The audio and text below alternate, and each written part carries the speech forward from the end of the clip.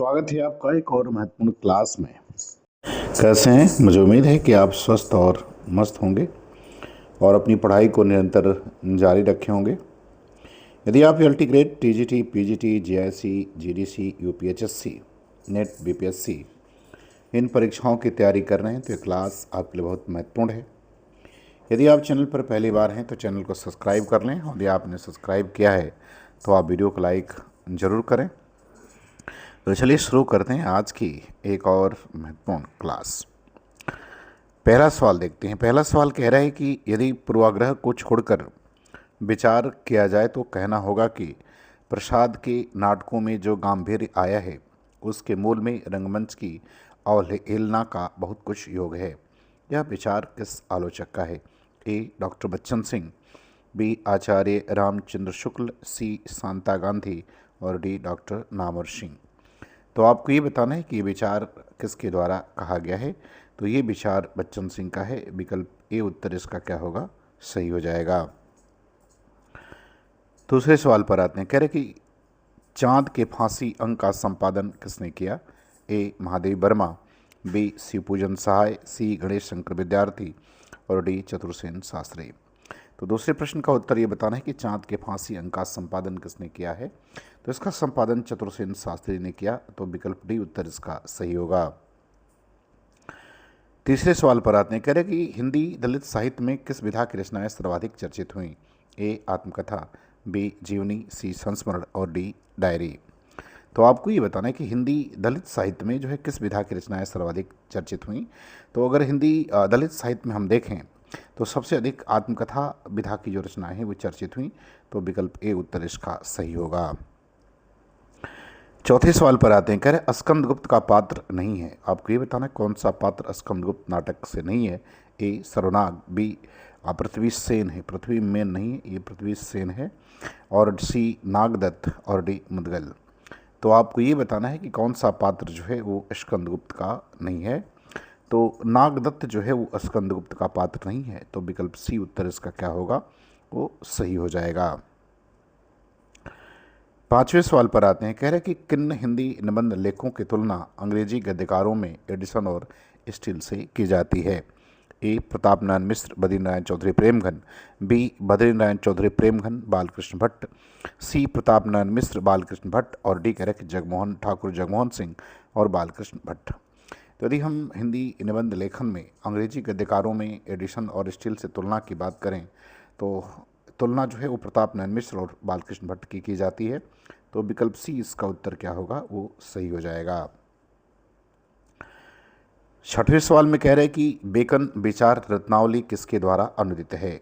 ये आपको बताना है। ए. महावीर प्रसाद द्विवेदी, बी. गंगा प्रसाद अग्निहोत्री, सी. रामचंद्र शुक्ल और डी. श्याम सुंदर दास। तो आठवें प्रश्न का उत्तर बताना है कि बेकन विचार रत्नावली, तो ये महावीर प्रसाद द्विवेदी के द्वारा अनुदित है। विकल्प ए उत्तर इसका सही होगा। सातवें सवाल पर आते हैं। कह रहे हैं कि शादी केवल एक पास है जिसको हाथ में रखने से खुलेआम घूमने, एक साथ बिस्तर में सोने और दुर्घटना के समय सामाजिक विरोध न होने का सर्टिफिकेट मिल जाता है। यह कथन किस नाटक से संबंधित है?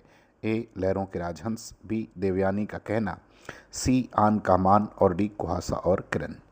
तो आपको इस प्रश्न का उत्तर बताना है कि इसका सही उत्तर जो है वो क्या होगा। ये किस नाटक से लिया गया है?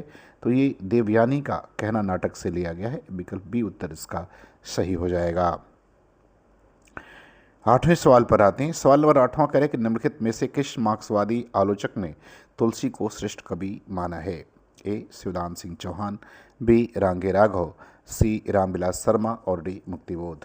तो आठवें प्रश्न का उत्तर बताना है कि किस मार्क्सवादी आलोचक ने, तो रामविलास शर्मा ने जो है वो तुलसी को श्रेष्ठ कवि माना है।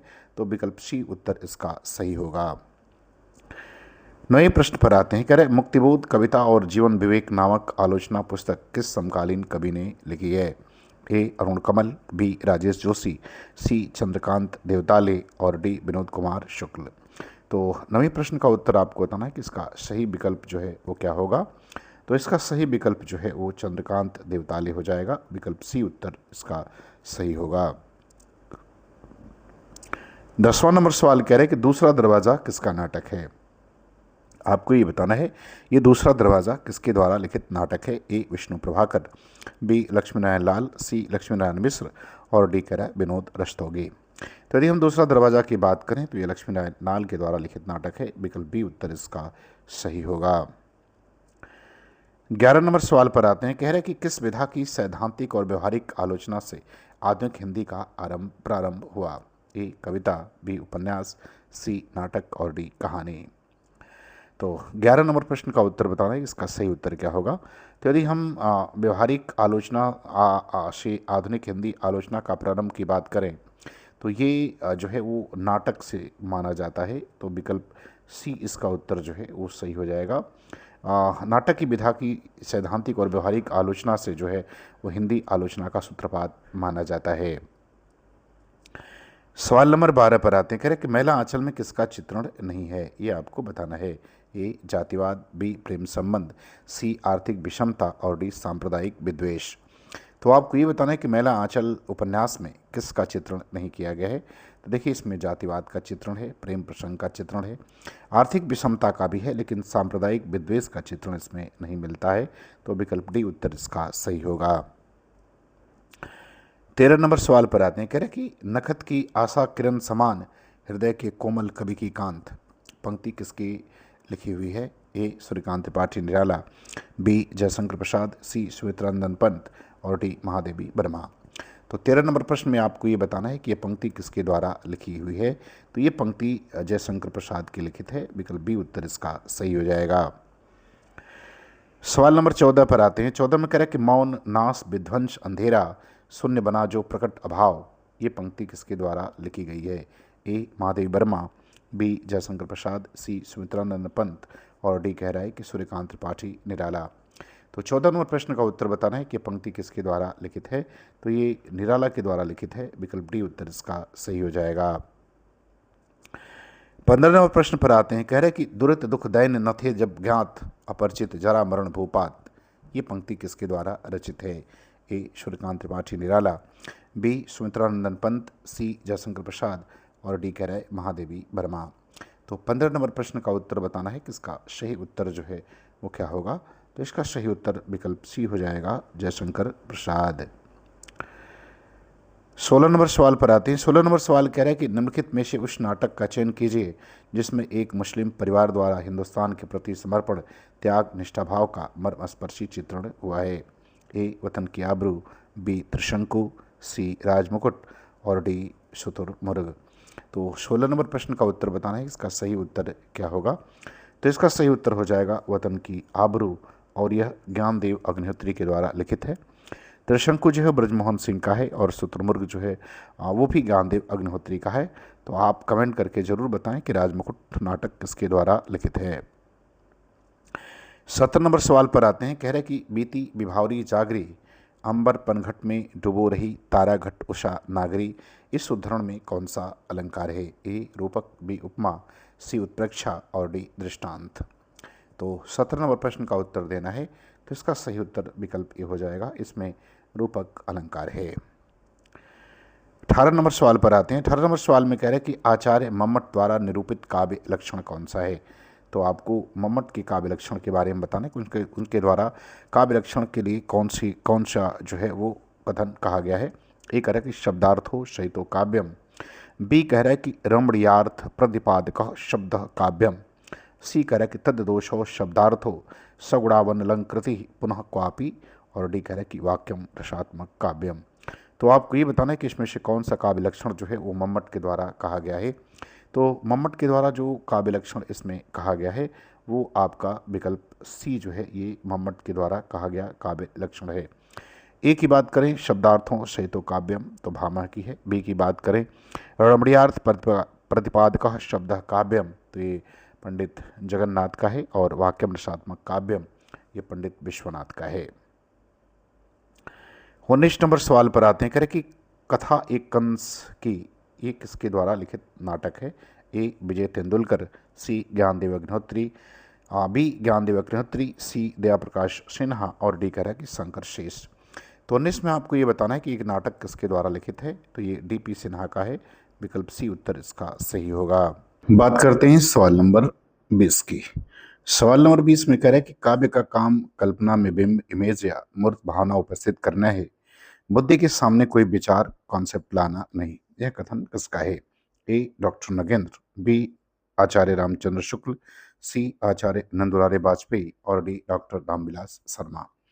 तो आपको ये बताना है कि ये कथन किसके द्वारा कहा गया है। तो ये कथन जो है वो आचार्य रामचंद्र शुक्ल का है। तो विकल्प बी उत्तर इसका क्या होगा, वो सही हो जाएगा। बात करते हैं सवाल नंबर 21 की। 21 में कह रहे कि जयप्रकाश करदम किस विमर्श से संबंधित हैं? ए स्त्री विमर्श से, बी आदिवासी विमर्श से, सी दलित विमर्श से और डी कह रहे कि इनमें से किसी विमर्श से नहीं। तो जयप्रकाश करदम के बारे में बताना है, तो ये दलित विमर्श से संबंधित लेखक हैं। विकल्प सी उत्तर इसका क्या होगा, सही हो जाएगा। 22 नंबर सवाल पर आते हैं। करें कि संप्रेषणीयता का संबंध किससे है? ए आई रिचर्ड्स, बी मार्क्स, सी हर्बर्ट रीड और डी करें कि सार्त्र से। तो आपको ये बताना है कि इसका संबंध किससे है। सवाल नंबर 22। तो संप्रेषणीयता जो है ये आई रिचर्ड से संबंधित है। विकल्प ए उत्तर इसका सही होगा। 23 पर आते हैं। कह रहे हैं कि अस्तित्ववाद के प्रथम पुरस्कृता कौन है? तो आपको ये बताना है कि अस्तित्ववाद का जनक कौन माना जाता है। ए केरकेगार्ड, बी सार्त्र, सी डार्विन और डी नीत्शे। तो आपको अस्तित्ववाद के प्रवर्तक के बारे में बताना है, इसके पुरस्कृता के बारे में बताना है। तो अस्तित्ववाद के पुरस्कृता जो है वो केरकेगार्ड माने जाते हैं। विकल्प ए उत्तर इसका सही होगा। 24 नंबर सवाल में कह रहे हैं कि लुंजाइनस के औदात्य का मूलाधार किसे माना है? तो लुंजाइनस ने औदात्य का मूलाधार किससे माना है, ये बताना है। ए भाषा ज्ञान को, बी व्याकरण की जानकारी को, सी कवि की प्रतिभा को और डी कवि की शैली को। तो 24वें प्रश्न का उत्तर आपको देना है। तो लुंजाइनस ने औदात्य का मूलाधार जो है कवि की प्रतिभा को माना है। विकल्प सी उत्तर इसका सही हो जाएगा। 25 नंबर सवाल में कह रहे हैं कि भारत और चीन के संघर्ष पर आधारित नाटक कौन सा है, ये आपको बताना है। ए नेपा की एक शान, बी वतन की आबरू, सी आन का मान और डी कह रहा है कोर्ट मार्शल। तो आपको ये बताना है कि भारत और चीन के संघर्ष पर आधारित इनमें से कौन सा नाटक है। तो अगर 25 का उत्तर देखा जाए तो विकल्प ए होगा। नेपा की एक शाम जो है वो भारत और चीन के संघर्ष पर आधारित है और यह ज्ञानदेव अग्निहोत्री के द्वारा लिखा गया जो है वो नाटक है। वतन की आबरू की बात करें तो ये भी ज्ञानदेव अग्निहोत्री के द्वारा लिखा गया नाटक है। आन कमान की बात करें तो हरिकृष्ण प्रेमी का नाटक है और कोर्ट मार्शल जो है वो स्वदेश दीपक के द्वारा लिखित नाटक है। 26 नंबर सवाल में कह रहा है कि नागरी प्रचारणी सभा काशी द्वारा प्रकाशित हिंदी साहित्य के बृहत इतिहास के 6वें खंड रीतिकाल के संपादक कौन हैं? तो आपको रीतिकाल के संपादक का नाम बताना है। ए हजारी प्रसाद द्विवेदी, बी आचार्य रामचंद्र शुक्ल, सी नामवर सिंह और डी डॉक्टर नगेंद्र। तो 26वें प्रश्न का उत्तर देना है।